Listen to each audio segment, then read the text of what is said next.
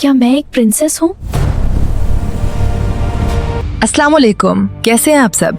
मैं हूँ इकरा। दोस्तों, लोग कहते हैं खूनी जंगल में सिर्फ मौत मिलती है, लेकिन सना ने वहाँ अपनी किस्मत ढूंढ ली।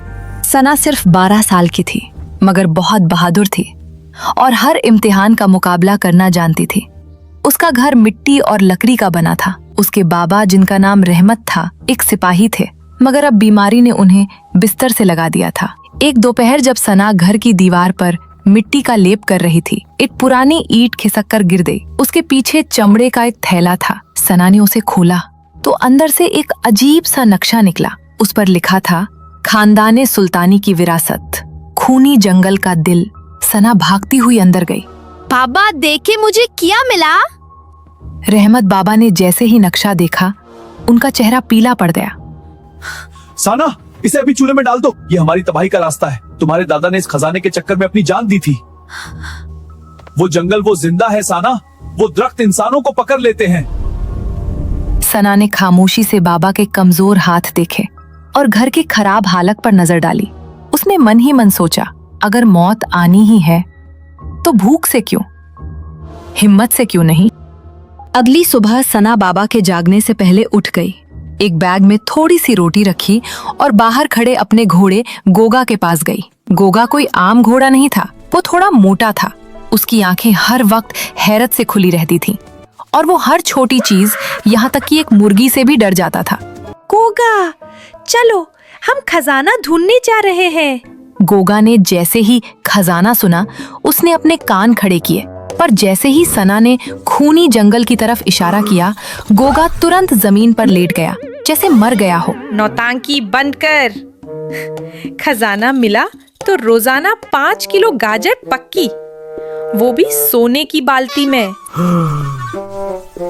गोगा ने एक आंख खोली, थोड़ी देर सोचा, फिर उठकर खड़ा हो गया और एक लंबी हिन हिन की, जो थोड़ी देर बाद डर की वजह से हिचकी में बदल गई। गोगा, तू भी ना हट करता है, चल अब। जंगल में दाखिल होते ही हवा ठंडी हो गई। दरख्तों की शाखें अजीब तरह से हिल रही थीं। अचानक बोलने वाले कांटों ने उनका रास्ता रोक लिया। कौन है जो हमारे ऊपर पाउंड रखने आया है? सना ने नक्शा देखा। नक्शे पर लिखा था, इन्हें दर्द नहीं, सिर्फ इज्जत चाहिए। जनाब कांटे साहब, आप कितने हसीन और नुकीले हैं, क्या हम गुजर सकते हैं?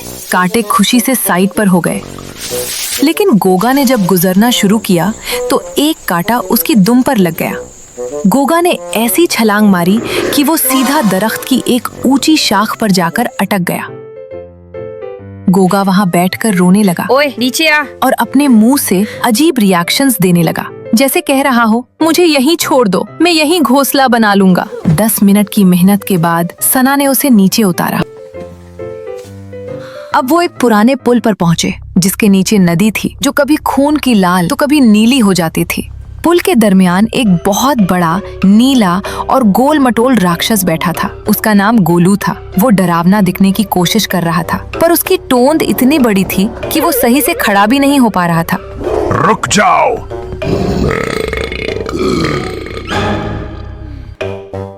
पहले मुझे बताओ, खजाना चाहिए या जान? सना ने हिम्मत दिखाई। हमें खजाना चाहिए गोलू भाई। ठीक है, मगर मेरी शर्त है। मुझे बहुत भूख लगी है। कुछ ऐसा खिलाओ जो मैंने पहले कभी ना खाया हो, वरना मैं इस घोड़े को कच्चा चबा जाऊंगा। गोगा ने जैसे ही ये सुना, उसने अपना सर पुल में दबा लिया।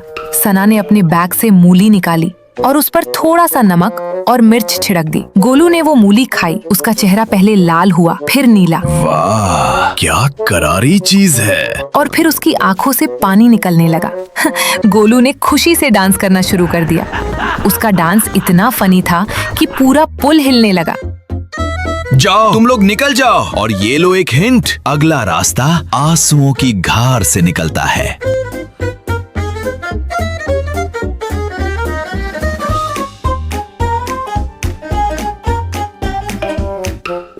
जब वो आंसुओं की गार में पहुंचे तो गार के अंदर अंधेरा था। वहां हर तरफ से रोने की आवाजें आ रही थीं। सना ने देखा कि वहाँ उनके दादा की पुरानी घड़ी गिरी हुई थी। सना को एहसास हुआ कि उसके दादा यहीं कहीं खो गए थे। वो एक रोशनी किया गार्ड थी। साना, खजाना मिलने से पहले तुम्हें एक कुर्बानी देनी क्या होगी। तुम खजाने के लिए अपने इस घोड़े को चोर सकती हो? गोगा ने सना का हाथ पकड़ लिया। उसकी आंखों में खौफ था। नहीं, खजाना मेरी विरासत है, पर गोगा मेरी जान है। मुझे खजाना नहीं चाहिए अगर मुझे अपना दोस्त खोना पड़े।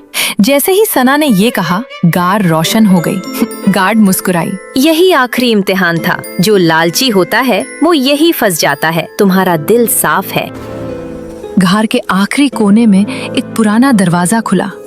अंदर ढेरों सोने के सिक्के, हीरे और सबसे अहम चीज एक खंडानी शजरा था जो सोने की प्लेट पर लिखा था।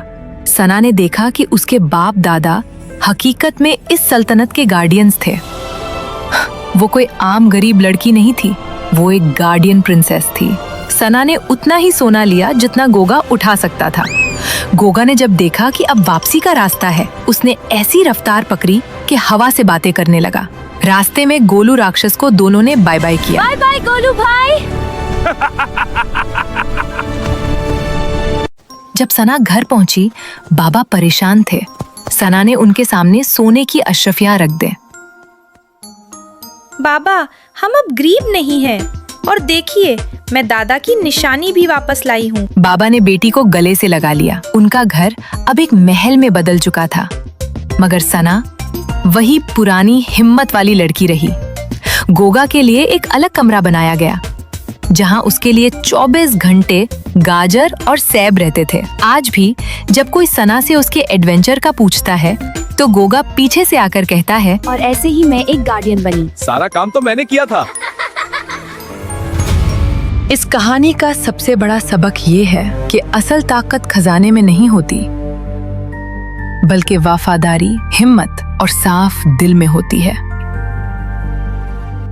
और हाँ, चैनल को सब्सक्राइब कर देना दोस्तों। द हिडन 8 एपिसोड 2 जल्द ही।